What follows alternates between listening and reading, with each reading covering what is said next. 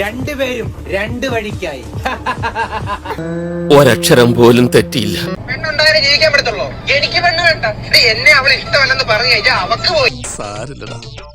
നിന്റെ കാര്യം ഓർക്കുമ്പോ എനിക്ക് സങ്കടമുണ്ട്. എന്നെ അവൾ ഇഷ്ടമല്ലെന്ന് പറഞ്ഞു കഴിഞ്ഞാൽ അവക്ക് പോയി.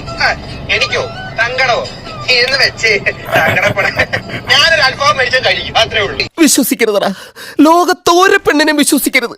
വിശ്വസിച്ചാൽ അവളുമാരെ നമ്മളെ ചതിക്കും, അത് ഉറപ്പാ. ഇവൾക്ക് ബസ് കണ്ടക്ടറുമായിട്ടുള്ള ബന്ധം അഖിലിനാർദിക്ക് മുമ്പ് തന്നെ അറിയാമായിരുന്നു. ഒരു കണക്കിന് പെണ്ണൊളിച്ചോടി പോയി നന്നായി.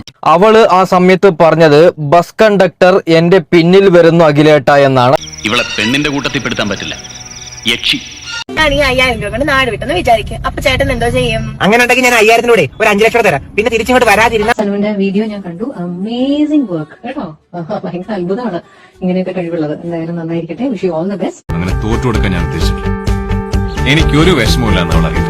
കണ്ടക്ടർ കൂടിയാന്ന് ഒളിച്ചോടിയെന്ന് പറയുന്നുണ്ട്, ക്ലീനറെ കൂടിയാന്ന് ഒളിച്ചോടിയെന്ന് പറയുന്നുണ്ട്. ഞാൻ പറയുന്നത് ഒരു വേട്ടാവളിയന്റെ കൂടെ ആ പെണ്ണങ്ങ് ഇറങ്ങിപ്പോയി. ഈ ഡ്രൈവർമാർ തെണ്ടികൾ ഇങ്ങനെ തുടങ്ങിയാൽ ബാക്കിയുള്ളവൻ എങ്ങനെ ജീവിക്കും എന്റെ കർത്താവേ? അങ്ങേര് 24 മണിക്കൂറും ക്യാമറ കൊണ്ടുപോകുന്നുണ്ട്. അതായത് 24 മണിക്കൂറും തിരക്കിലാണ്, ഷൂട്ടിലാണ്. അതുകൊണ്ടാണ് ഇവൾ അവിടെ നിന്ന് രക്ഷപ്പെട്ടത് എന്ന് ചിലരെങ്കിലും പറയുന്നുണ്ട്. എന്തായാലും പോയി കേറി ഇത്തിരി വകതിരിവുള്ള ഏതെങ്കിലും ഒരുത്തനെ. എങ്ങനെ തോന്നി എന്റെ പൊന്നുമോളെ നിനക്ക് ഈ കോന്തന്റെ പിന്നാലെ നടക്കാൻ? അതന്നത്തെ ചോരത്തിളപ്പിന്. എന്ത് തന്നെ വന്നാലും ഞാന് അഖിലിനൊപ്പമാണുള്ളത്. ഇവൾ ചെയ്തത് വലിയൊരു തെറ്റ് തന്നെയാണ്.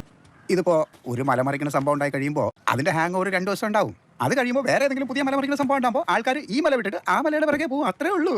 ഒരാളെയും അതായത് ഇവൾക്ക് അതായത് ഇവൾക്ക് ഇപ്പൊ അഖിലിനെ വേണ്ടെങ്കിൽ പറഞ്ഞു പോയിക്കൂടെ? ഇനി എന്ത് ചെയ്യും ഷാജേട്ടാ? ഇനി എന്നാ ചെയ്യാൻ? കർത്താവ് നല്ലൊരു കുടുംബജീവിതം കൊടുക്കാതിരിക്കാൻ പ്രാർത്ഥിക്കാം. ഈ പറയുന്ന ഇവൾക്ക് പെട്ടെന്ന് കുട്ടി വേണം. അങ്ങനെയാണ് ഈ പറയുന്ന അഖിലുമായി ബന്ധപ്പെട്ടാൽ കുട്ടിയാവുന്നില്ല. അവക്കൊരിക്കലും ദാമ്പത്യ സുഖം ഉണ്ടാകാൻ പോകുന്നില്ല. ആ വരണ്ട നിപ്പ് കണ്ടാൽ തന്നെ അറിയില്ലേ? നിനക്ക് ഈ കാട്ടുവാക്കാനല്ലാതെ വേറെ ആരെയും കിട്ടിയില്ലോടി?